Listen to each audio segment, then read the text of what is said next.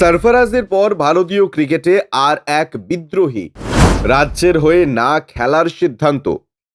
সোমবার রঞ্জি ট্রফি থেকে বিদায় নিয়েছেন অন্ধ্রপ্রদেশ। তারপরেই রাজ্য ক্রিকেট সংস্থার বিরুদ্ধে বিষোদ্গার করে সেই দলের হয়ে না খেলার সিদ্ধান্ত নিলেন হনুমা বিহারি।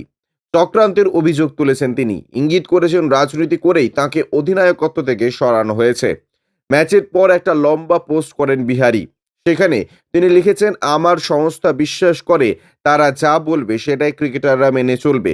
ওদের জন্য ক্রিকেটাররা রয়েছে। আমি সিদ্ধান্ত নিয়েছি আমি আর কোনোদিনও অন্ধ্রের হয়ে খেলবো না। আত্মসম্মান হারিয়েছি, দলটাকে ভালোবাসি, প্রতিটা মরশুমে যেভাবে উন্নতি করেছে সেটাও পছন্দ করছে, কিন্তু সংস্থা চায় না আমরা এগিয়ে যাই। ভারতের হয়ে 16টি টেস্ট খেলেছেন বিহারি। এবার অন্ধ্রের অধিনায়ক হয়েছেন, কিন্তু বাংলার বিরুদ্ধে প্রথম ম্যাচের পরেই পদত্যাগ করেন। বাকি মরশুমে নেতৃত্ব দেন রিকি ভুই। তখন বিহারি বলেছেন ব্যক্তিগত কারণে নেতৃত্ব থেকে সরে গিয়েছেন। এখন জানালেন রাজ্য সংস্থার চাপেই তাঁকে সরতে হয়েছে। তিনি লিখেছেন, বাংলার বিরুদ্ধে প্রথম ম্যাচে অধিনায়ক ছিলাম। সেই ম্যাচে দলের 17 নম্বর খেলোয়াড়ের ওপর চিৎকার করেছিলাম। ও গিয়ে নিজের বাবাকে, যিনি রাজ্যের একজন রাজনীতিবিদ, তাকে অভিযোগ করেন। ওর বাবা রাজ্য সংস্থাকে নির্দেশ দেন আমার বিরুদ্ধে ব্যবস্থা নিতে।